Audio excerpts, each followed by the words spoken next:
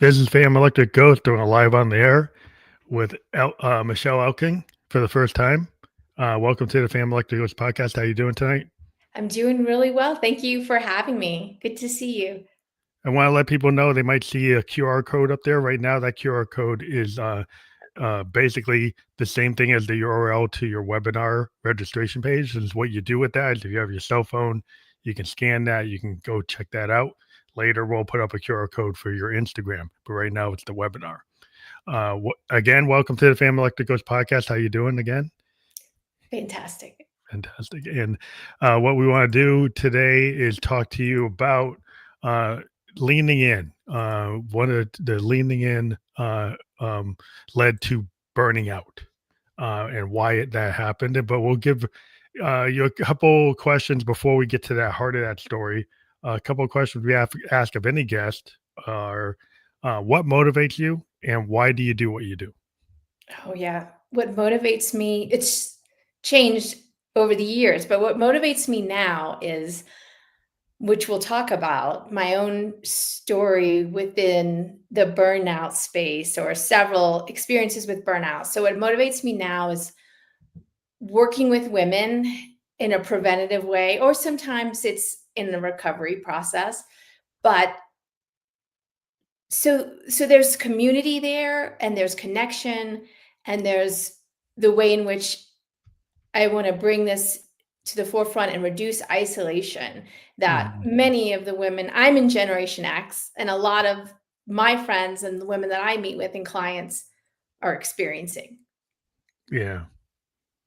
So I think a lot of times they like people, they have lessons learned and then they want to basically be able to give that experience kind of to their friends as a kind of, you know, just like, okay, I'm going to pass on what I know and Yeah. help others as like a mentor or a teacher or, in the space of, being somebody who's a certified coach.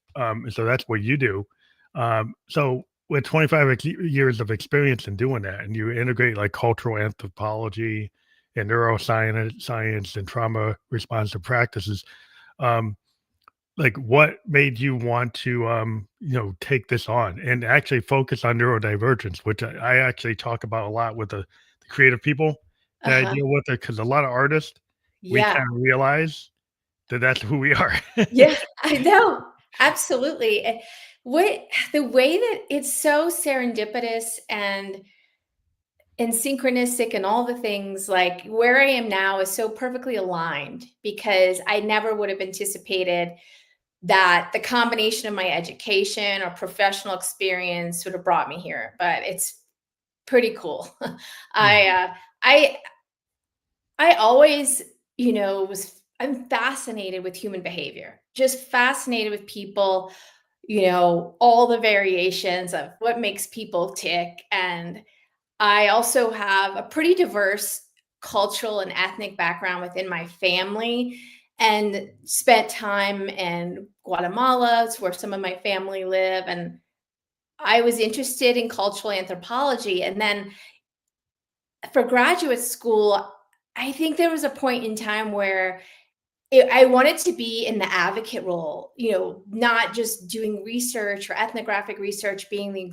observer, but more of like being an advocate for mhm. and kids especially. So that's why I earned my master's in social work. And yeah, over time, which maybe we'll get into, but things shifted post Katrina. I was in New Orleans and we were Mm. living in San Francisco, and I sort of fell into the world of coaching in 2008, and there's no turning back really from that.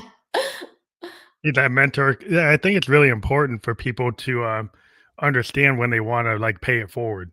Um, Yeah, and I absolutely. guess it's kind of like why I created this space as a podcaster to be able to bring people stories and do like long form discussion about people, what their experience is, what their vision is, and what their practices are, what Yeah. they want to bring to the world. And so, like your origin story in terms of like trauma informed, how did that lead you to where you are today? Yeah, and I didn't answer you asked about neurodivergence, so it is Yeah. connected for me. Mm. I am really always knew people say this, right? I was a little bit different and I Mhm. am more introverted. um, there are aspects of what I know now when I was a kid, I had a lot of sensory overload, like Mm. sounds, interactions. So people just dismissed it as shyness. Yeah. And, I think my family, I was always high achieving. I earned good grades. I was also athletic. So it was like, oh, well, there's shyness there. But there was also, I grew up with some trauma, love my family. I've come to terms with my upbringing and everything, but there was some significant trauma that my siblings and I were exposed to. So when I was in my early 20s and in graduate school, I was diagnosed with generalized anxiety disorder. And I thought, I'm in social work school learning about systems work. And I'm like, it's got to be more than that. There's something beyond what this label means. And really, as I started to do work with kids in the New Orleans area, and this was pre-Katrina, having really solid understanding about how things like, the environment, intergenerational trauma, food scarcity, poverty, gun violence, all of these things were happening. And I was working with kids on a daily basis who were getting diagnosed with ADHD and oppositional defiance disorder. And no one was asking, well, what is happening around them? And that really bothered me.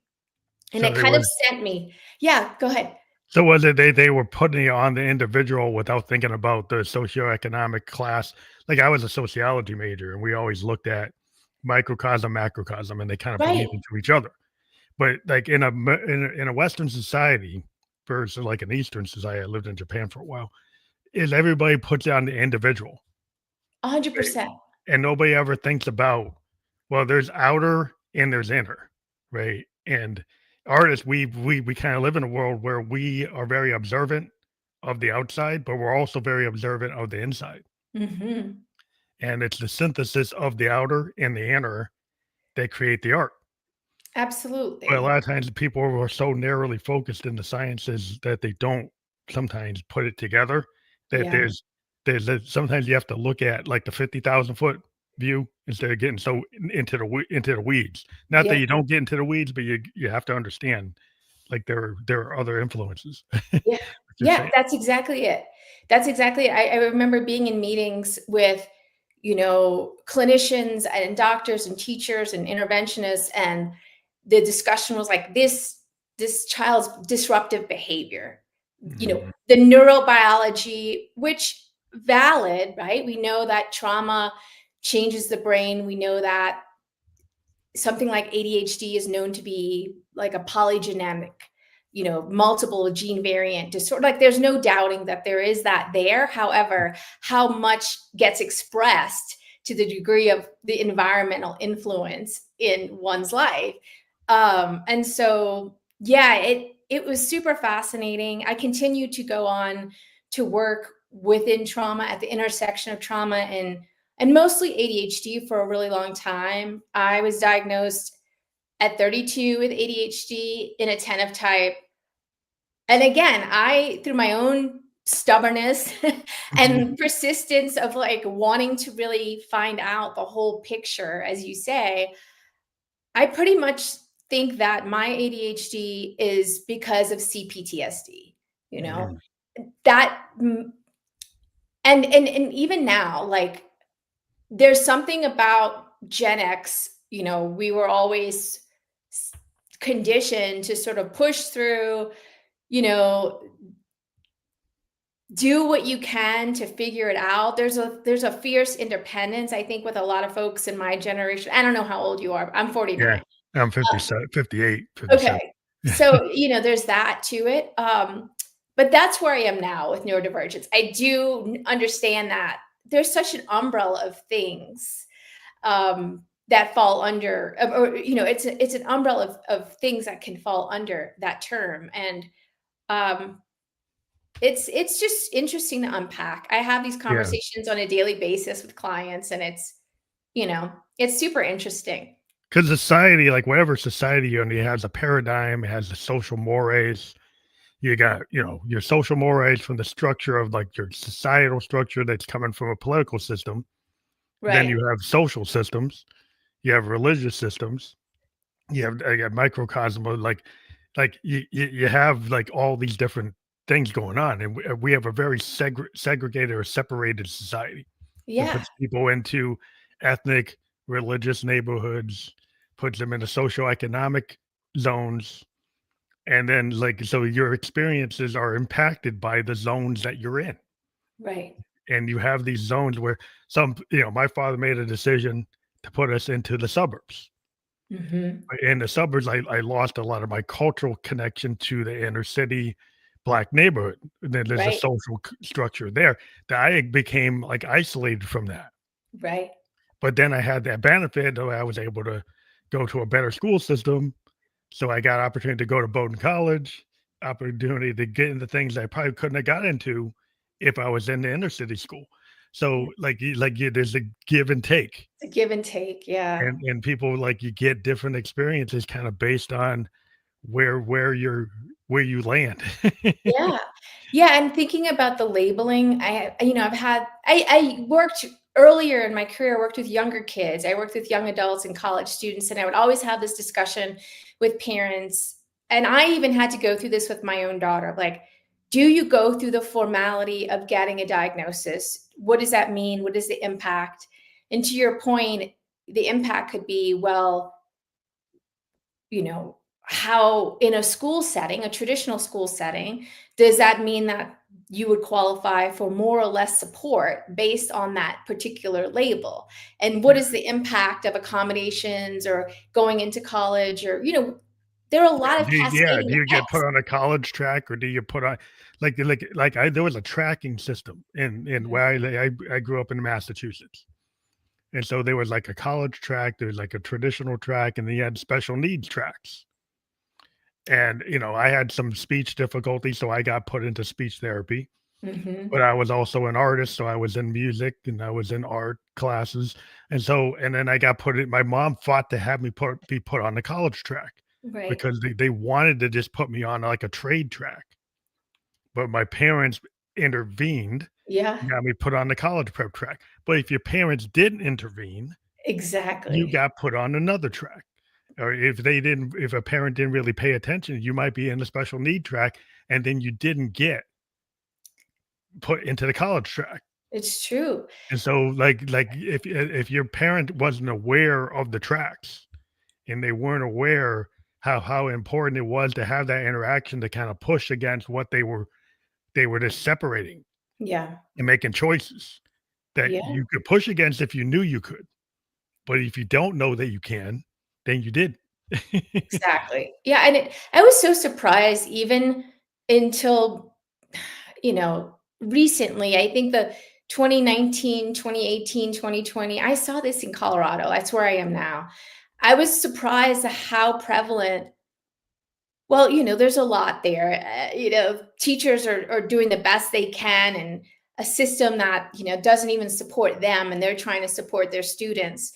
But it's still a challenge. It's still a challenge you know, um, to navigate that if Yeah, you the have. advocacy, because sometimes you have to Yeah, be an advocate, like your family has to advocate for you.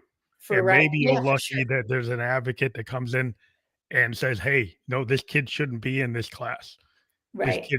This kid needs extra attention because they have a speech deficiency or they're dyslexic and so they're neurodivergent." And so back a lot of time before people knew people were dyslexic or they had a speech impediment or they had a hearing difficulty, they Mhm. would get mislabeled and put into Totally. the wrong places, and then those places can end up tracking to you. You end up in a prison system, or you Yeah, end up in the absolutely. lower end of the class system, and you don't Yeah. get the opportunities that you could have got.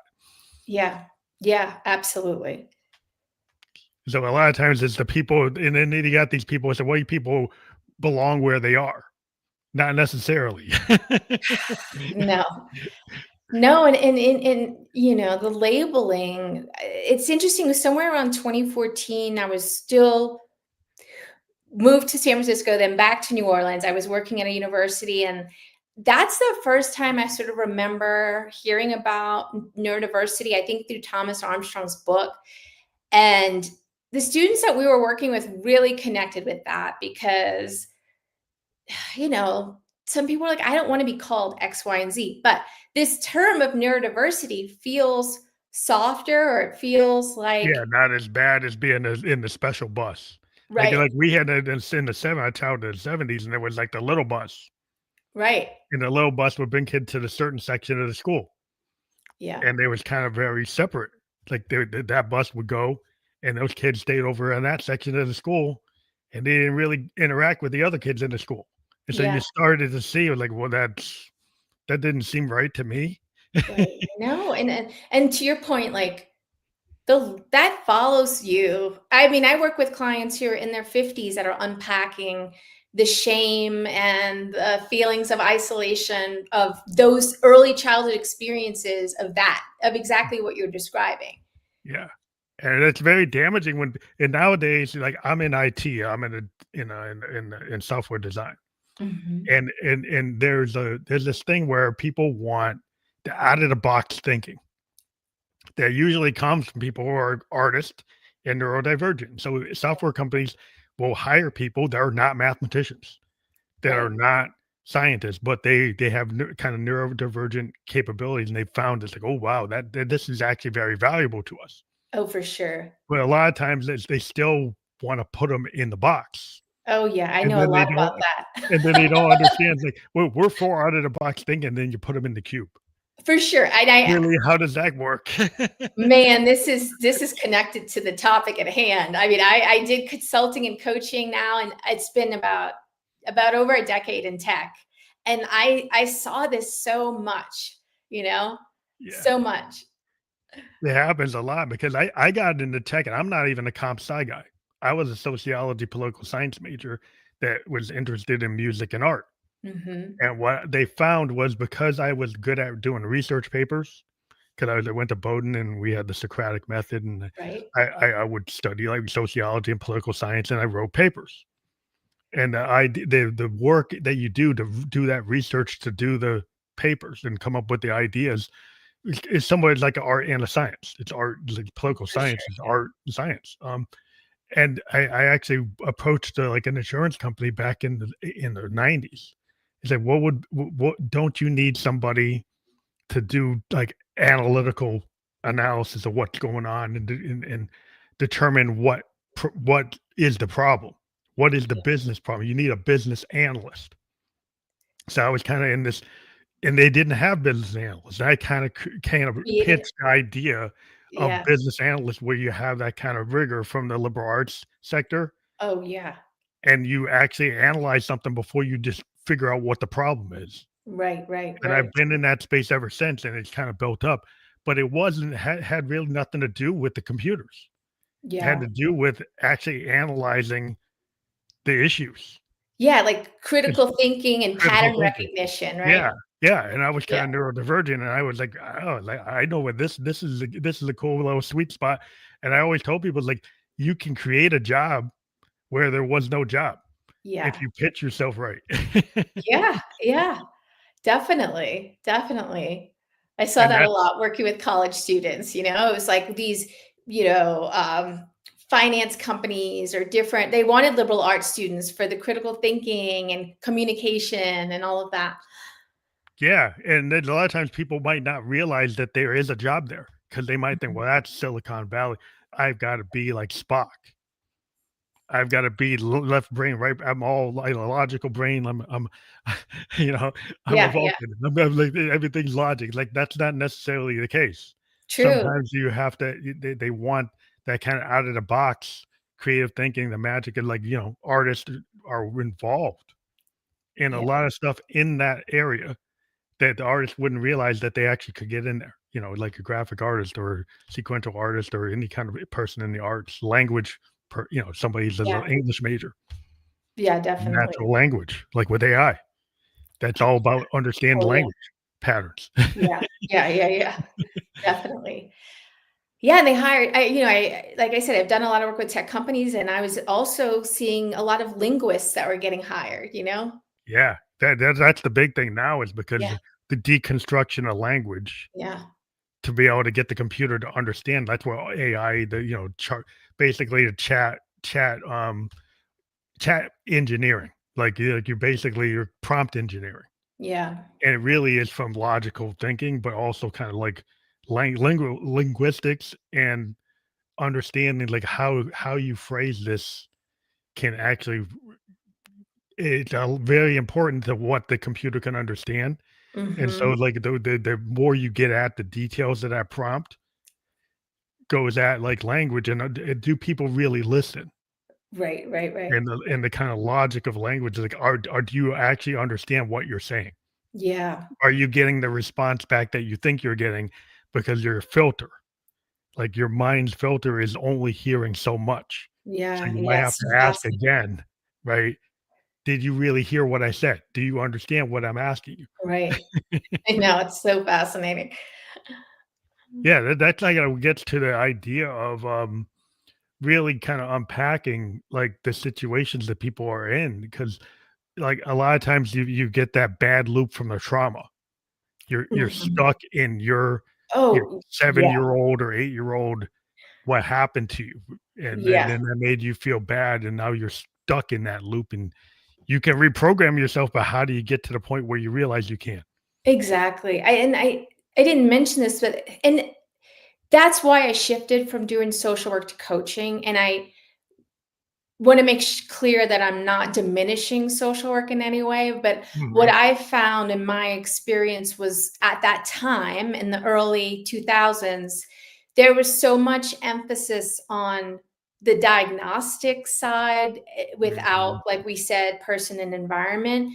When I discovered coaching, it was more about, well, we know where you've been and we're not denying it. And even for myself, like, you don't wanna bypass it. You don't wanna, Yeah, Pollyanna, positive, the toxic positivity, all that. You don't wanna bypass it. It's like saying, "Okay, what do we need to do to integrate those parts of you that were." I do internal family systems. That's one of the modalities that I use. So it's a recognition of, like, all of the parts that, come together, and then but where do you wanna go? You know? yeah, yeah, That's you have to kinda like there's a like in the past, people kinda push things down, right. and then they don't analyze it, like being the what we like to as an artist is this idea of the looking glass self. The look is a Victorian idea, but you look in the mirror and you look at your inner soul, your spirit, Right. and you kinda are able to have a lesson learned Yeah. because you actually unpack, like, "Why did I do that? What was I feeling? What was I trying to do? Could I do better?" You know Yeah. and that's hard to do if you're told to just suck it up or push it down, then you For never sure. even look at it. You don't even look at it. And then if you go to look at it, and this is where it got interesting for me because I had so much emphasis on traditional, like, brain-based modalities, cognitive behavioral therapy, and things like that, but didn't really get into nervous system work until about 2018. And that's Mhm. where things get interesting because it's like once you start looking at it, especially with trauma, as you mentioned, if you start to unpack your trauma, then you can re-trigger that experience. You can re-traumatize yourself, you get stuck in the loop. So unless there's safety within the nervous system or there's enough capacity to be able to titrate those those experiences, not reliving them necessarily or revisit them the way you have to talk about them, but going into the body and somatically starting to work it out. Mhm. And that's been the bulk of what I've been doing probably for the last 7 or so years. And the healing that occurs, I mean, I went through this myself, but the healing that I see with clients who are like, this is a whole nother level of Yeah, transformation.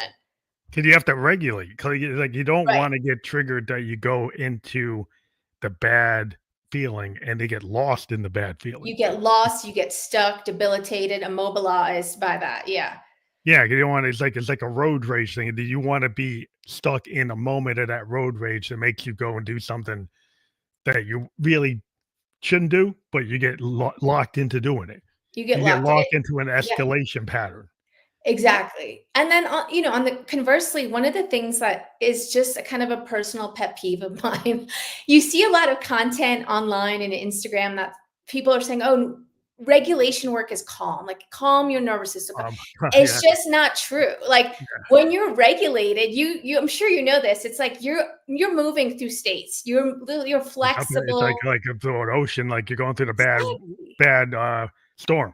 You're Like, exactly. You're riding the waves. riding that wave. You're And riding the waves. You don't get stuck in fight or flight. You're not stuck and shut down. You're riding them, and you know the stressors and triggers don't go away, but you can kind of move with them in a way that you're a well, little bit yeah, more flexible. the way I look at it, like as a musician, there's this thing in fusion jazz where this idea is there's no bad note, there's an opportunity. Uh So if huh. a note is played that was not expected, it's not the end of the world. That you actually are because you're in this musician, well, in this kind of phase of a musician, that type of music, it's not like Chopin or Bach, where Yeah. there's an exact note that you're supposed to hit. There's a range of notes that you could hit, Yeah. and it's okay if you actually are in that range, if you're in that breath of permission breath, that you actually have a lot of different options, and you're not locked into any one of them. Right. It's based on whatever the moment, demands, that you could go with any of them, and Yeah. there's no wrong note. It's actually like it's an opportunity, That's an opportunity. Yeah. That's a great analogy. and that's a hard place for some people to be because some people wanna be very planned out. They want Yeah. every little thing planned out, and if the thing that happens, the happy accident, is more frightening to them Right. than to be in a toxic bad loop. They rather have a bad thing that they know than the unexpected thing that they don't know. Yeah. And it's sort of, what we say is you're predictable and safe doesn't necessarily mean it's good for you, but that's what you get accustomed to. That it's like it's comfortable and it's safe because been so ingrained. The patterning is so ingrained in our subconscious around it. Yeah, you stay in a toxic relationship, you stay in Right. a toxic marriage, you stay in a toxic workplace, stay in a toxic neighborhood. Yeah. It's what you know. Where going to a place where you have more freedom could be terrifying, Yeah.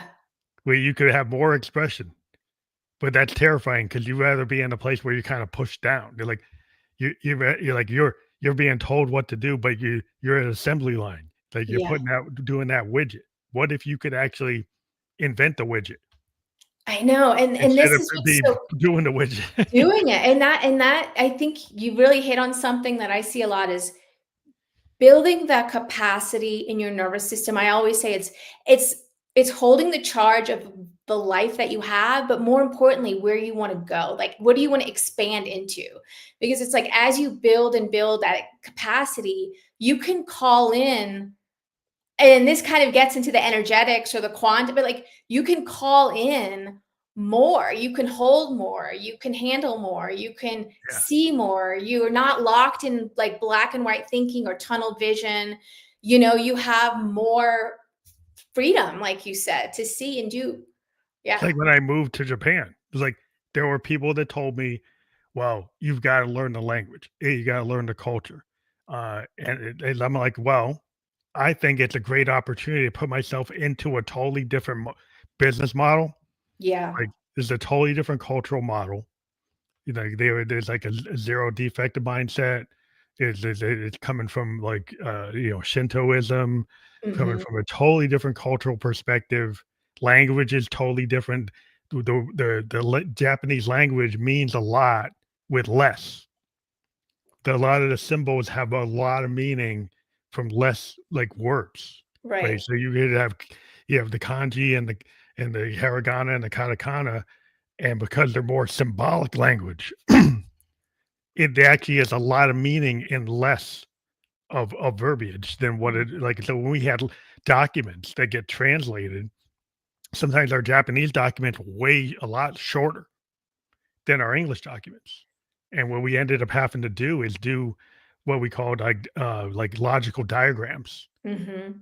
that were more like flowcharts so that we could Interesting. get into the same on the same page. Because if we tried to go through the English document, it was like there was a mismatch between the language. It was getting into like the linguistics of like the cultural differences between Right. the English language and the Japanese language. And I thought that was amazing to me. I thought it was great. Other people Yeah. that were into it haven't had a hard time because they were kind of locked into English. Yeah, yeah. They were locked into a Western mindset and they weren't willing to like embrace a different mindset. A different mindset. Yeah, that's a big change, it sounds like. I was there for 2 years and I loved it. I wanted to stay like 5.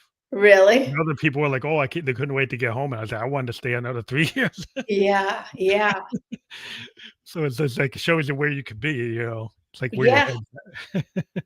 yeah. That's fascinating.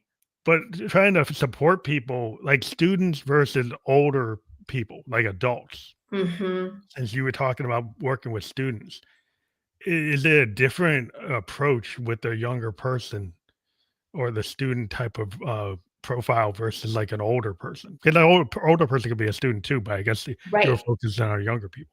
Yeah, it's a good question. I really enjoyed during that time frame working with more traditional aged college students, so early 20s. They're so full of enthusiasm and, their whole life is ahead of them and it's all the possibilities are open. And so that was pretty cool. I definitely enjoyed it. But where I am now, in particular with women, so I had a burnout experience. I've had several.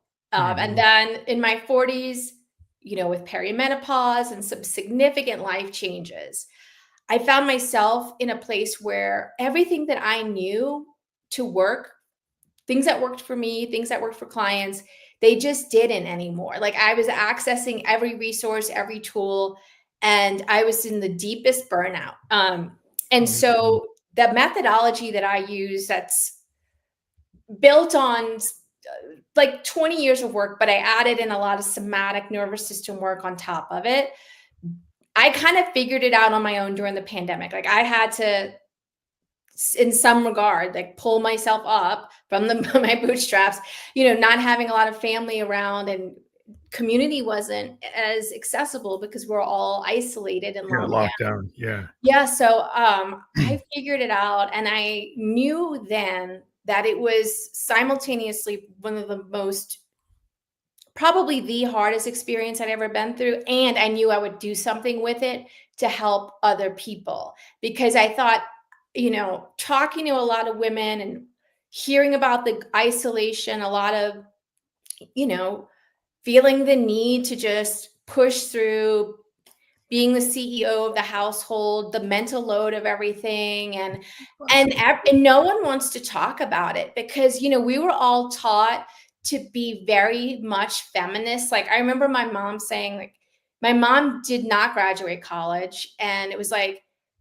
there was some pressure. I think a lot of the culturally the pressure to be accomplished, and there was a lot of expectation in my family and in like general in our circles of you're gonna kill it as a woman and you're gonna go out and do this, and I did, but I didn't have the support around me, Yeah, yeah, so and it's hard to have that a lot of background. the women don't, but people are afraid to talk about that because it's almost like saying, like, they feel ungrateful. Like if I talk about it, that means that I'm not grateful for all the women who came before me to allow me to be here, that kind Oh, of the independent. Oh, yeah, 'cause the kind of like with a lot it's kind of similar for me as like a next gen my father didn't go to college, and his grandfather didn't go to college, and right, my brothers, we were like the generation that got to go to college, right. and we were the ones that were, like, benefited from Dr. King's dream, right? That Yeah, we could actually get out there and show our content of our character and do the work. Right. So there was this expectation where you got to do that, and it's Yeah. your responsibility to do that. Yeah. And you really don't have a lot of help because your grandpa didn't know how to do it. Your pa Right. didn't know how to do it. So when you get to college, you don't have a history of like legacy student that like No. 4 generations are going to Bowdoin.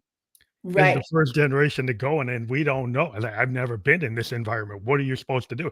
Nobody knew what to tell me. Yeah. Yeah, You had to do it exactly. all yourself. Exactly. Exactly. Yeah. So you're navigating it, and that's yeah, it's interesting. It is. It's super interesting. What was I going to say about that? I don't know. Keep going. But you're saying is like when you're the first, like you're in that pioneer thing, and you're expected to be like you expected to be, leading the charge. Yeah. You're out there, you're just supposed to do it because like now you have the opportunity, so you should do it. But like, Sure. where's the support system, to find like people to help you? And Right. you have Right. to try to find, like-minded people around you. And if you Yeah. can't find them, it's like, what do? You just Yeah. kind of tough it out. Yeah. And the whole, it's just, it is, I know it's a little spicy, a little controversial because people, when they see the topic that I propose about leaning in, and you probably remember that book that Sheryl Sandberg wrote. And that's, I was in a director role. I was moving up this sort of leadership ladder in an organization. I was in my early 30s. Most of the leaders were older men, and I remember my boss being like, "This is your opportunity. If you want to move into the director role, this is what you have to do." And it was just like I went all in. Oh, and I you went just all gotta in. sacrifice everything, like all your private time. Like you gotta, like, was it that you had to do what the men had done? Right. They were kind of like, they kind of had this good, like the frat boy network, the golf course network. Right. You got to figure out, well, how do I get into that room? How do I Oh, get into the power exactly. broker room? And how do I get taken seriously? Or am I just the first woman in the room, or the first minority in the room, or the first, Right.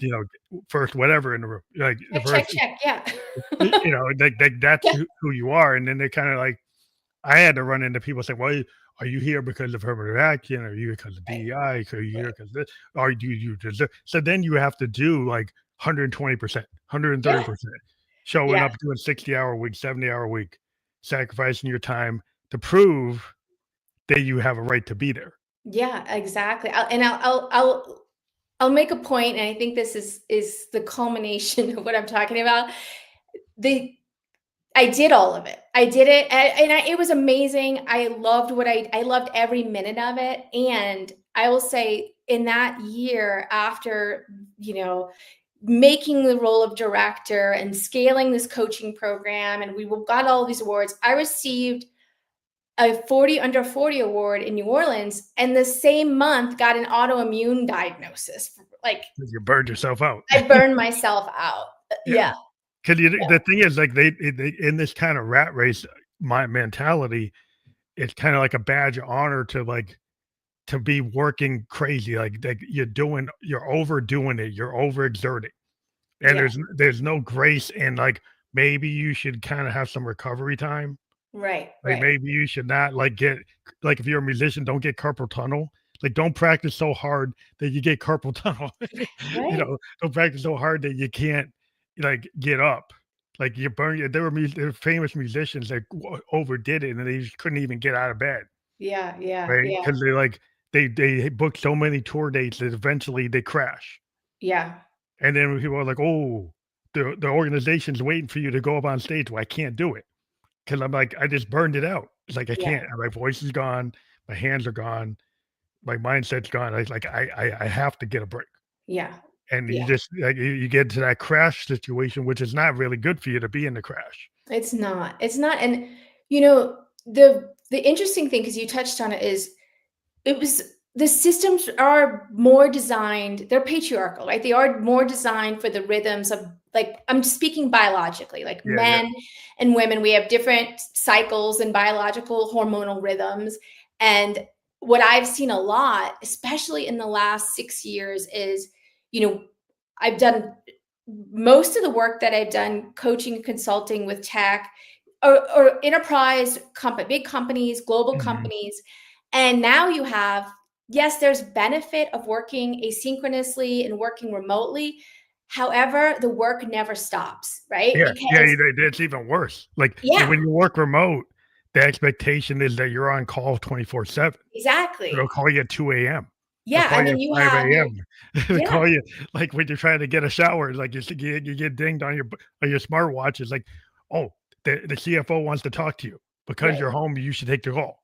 Right, there is no the lines are so blurred. I mean, I remember when I was living in San Francisco, the had family members, friends, everybody was, like, so excited about working for Google and these companies, I have the laundry, I have the food, and I'm like, "That's because they want you connected 24/7." Like, people were, you get picked up downtown San Francisco at the time. The Google bus would take people to the campus down south, Mhm. and you're working, like you're on. And it, Yeah, it like on. it went from that to now. It's like I have clients that are basically saying, there is no shutting off. I'm waking up to Slack messages at 3 a.m. My counterpart in India is working. I wake up like, Yeah, and so it's they wanna do a they wanna go on, Teams because, right, like, my Indian office is available, or the guys in Japan are there, or the guys, like, in Hong Kong wanna talk to you, and it's like,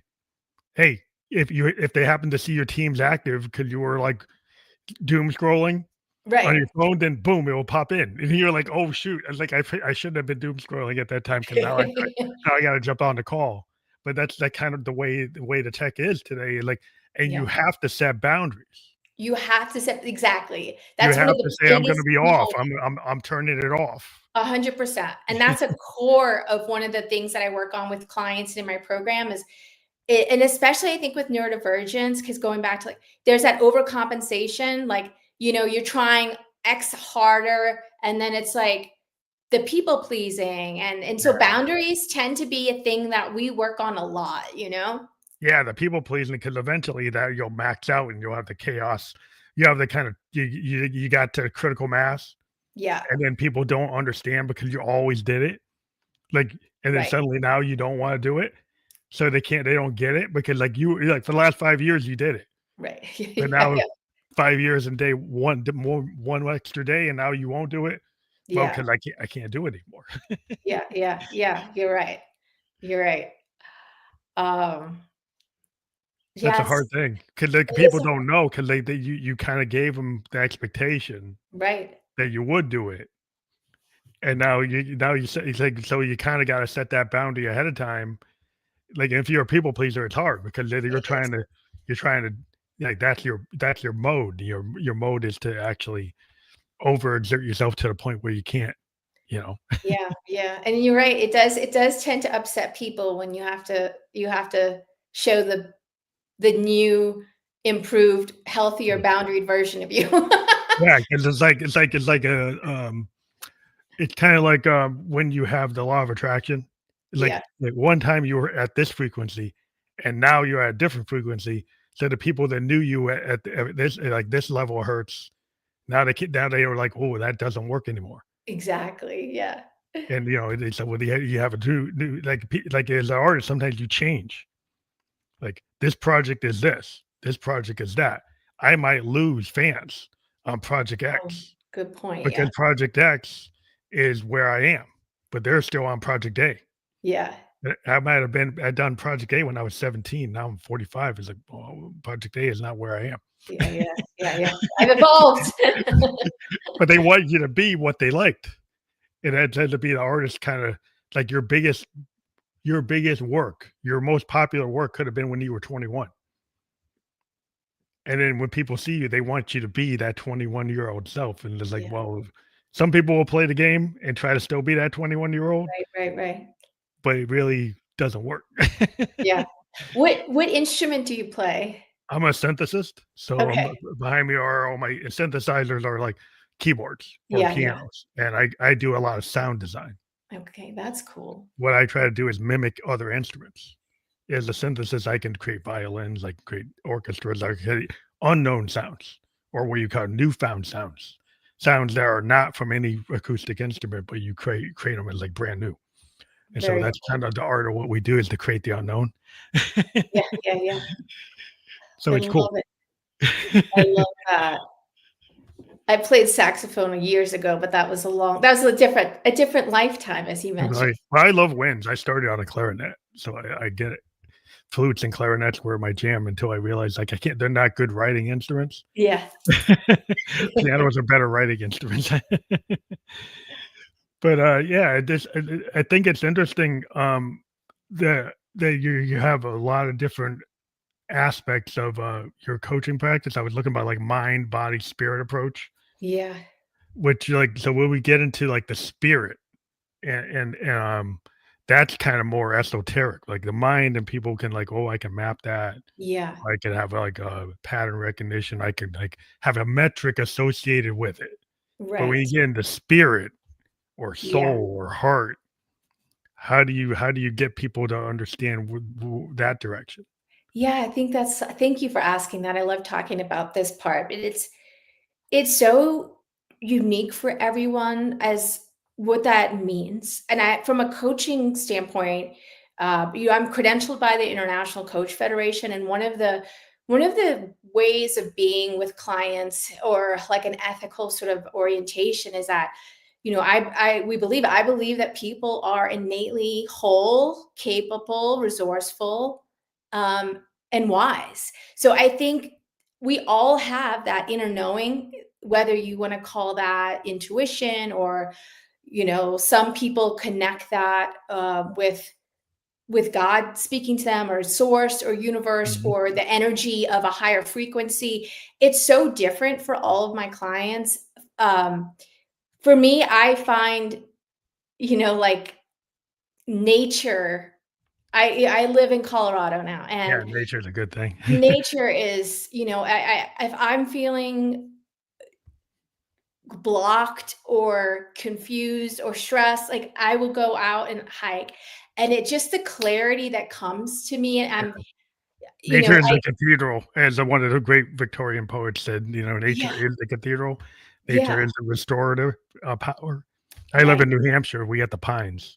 So go out Yeah, to the Merrimack exactly. River, walk in the pines, or go out to a mountain trail.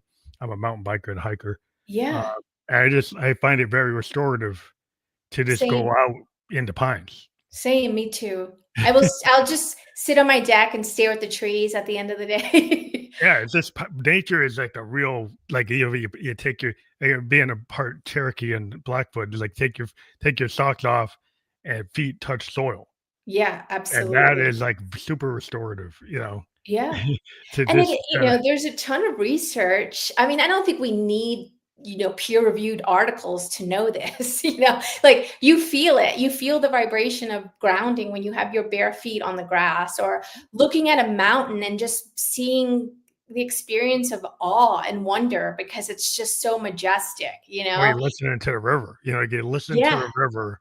I go out and listen to the Merrimack River, and I listen to all the birds, and go to this, like, a little butterfly area of the Merrimack Trail. yeah, And there's all these monarchs, like, a couple of times a year, like, these monarchs come to this one place on this Merrimack River Trail, and you can actually just, it's like one of their migration stops, yeah, and it's like, that is so, I just sit there, like, no cell phone, no nothing, just sit there and look at the monarchs yeah. and listen to the river, and that solves a lot of problems for me.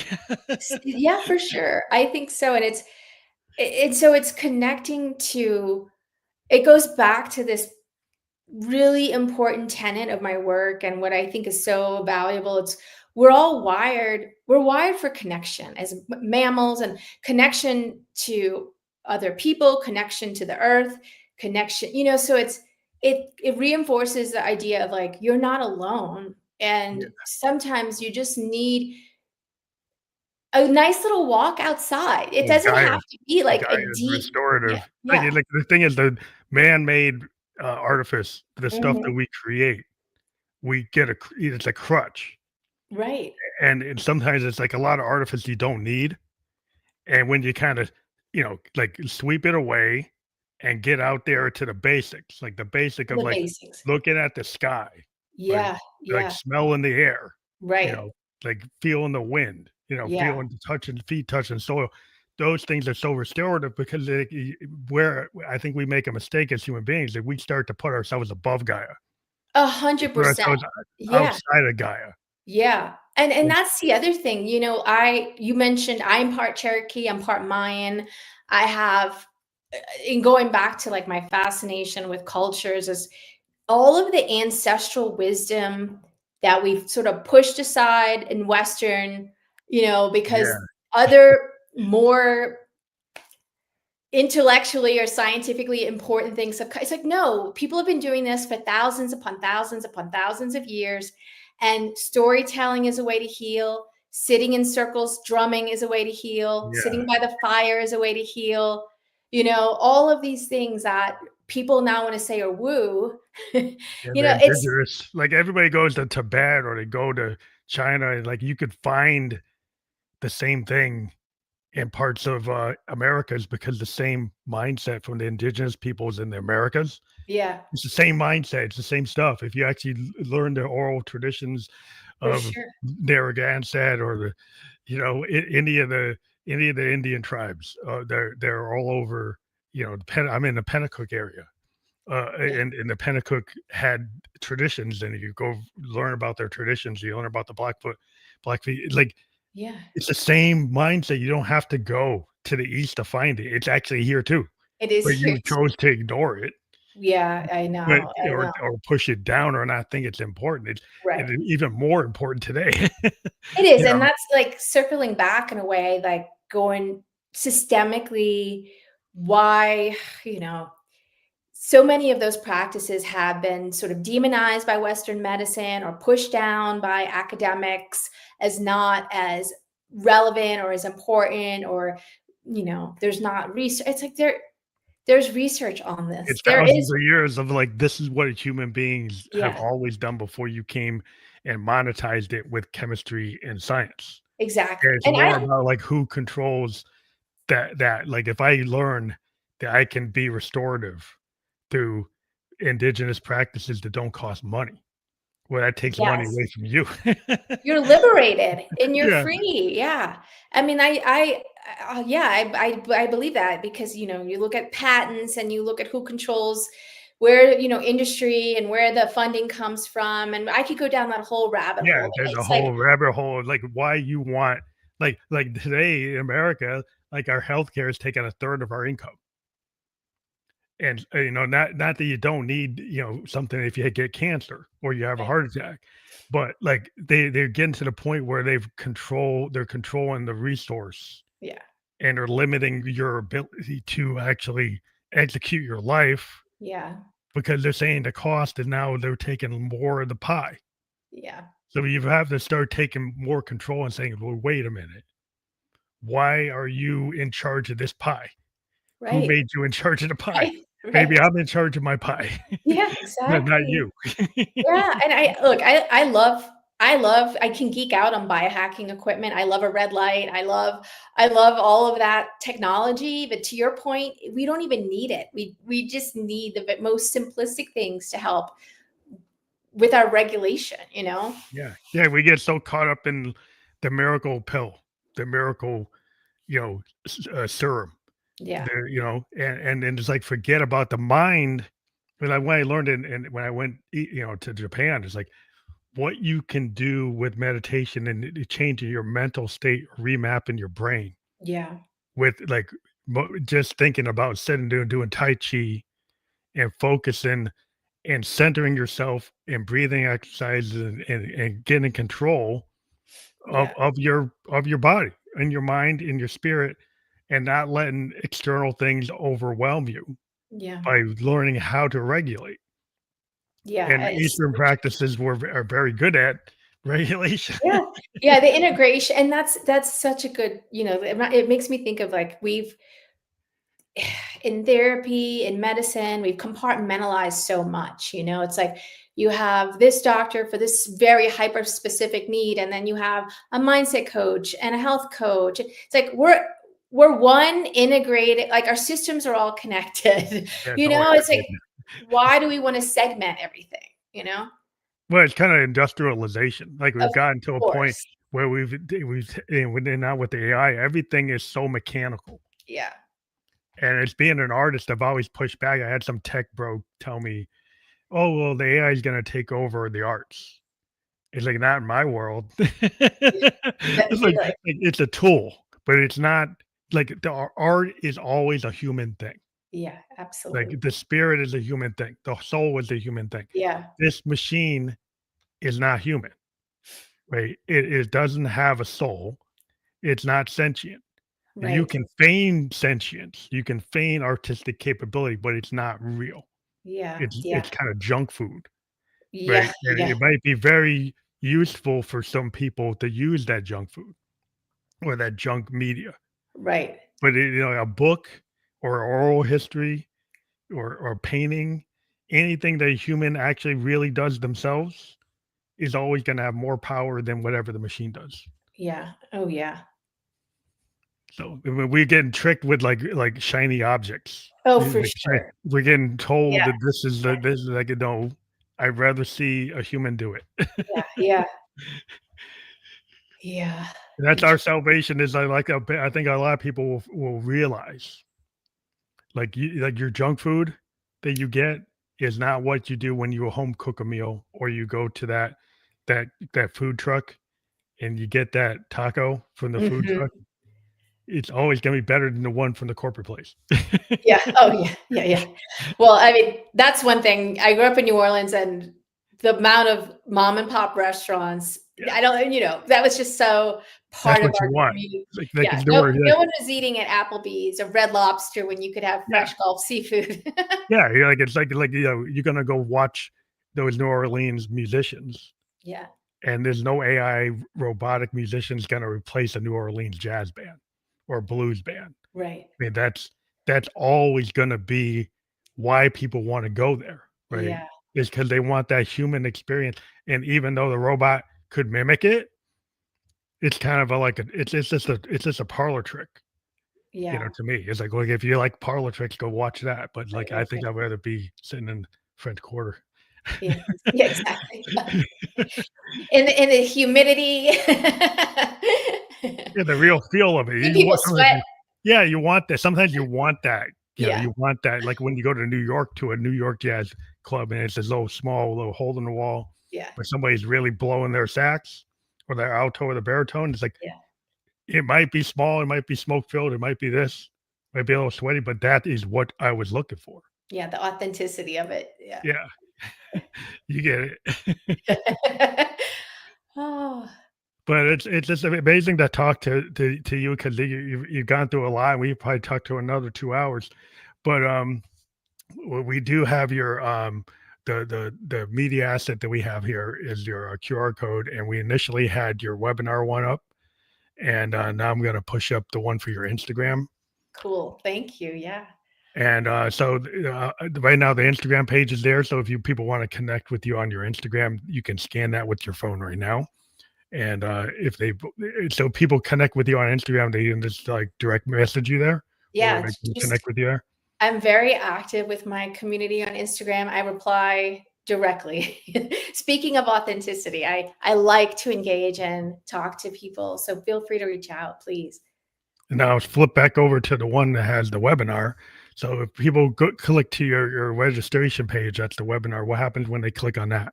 So I have a recorded masterclass that is pretty cool. It's actually breaking down a lot of the neuroscience behind my methodology, somatic work, the neurodiversity piece, and then there's an opportunity to book a call if you want to learn more about my work. Yeah, and for those of you that don't realize what that is like a QR code. Take your phone, scan it, and it'll bring you right there, so you don't have to type it. For those of you who don't know how to do that, the links below will be active on. We were just live on LinkedIn, YouTube, and Kick. And within the podcast description of those channels, these links are actually URLs you can click on. So if you're kind of old school and you like that better than using the QR code, you can do that. So thank you again for being a guest on the show tonight, and hope you have a good weekend.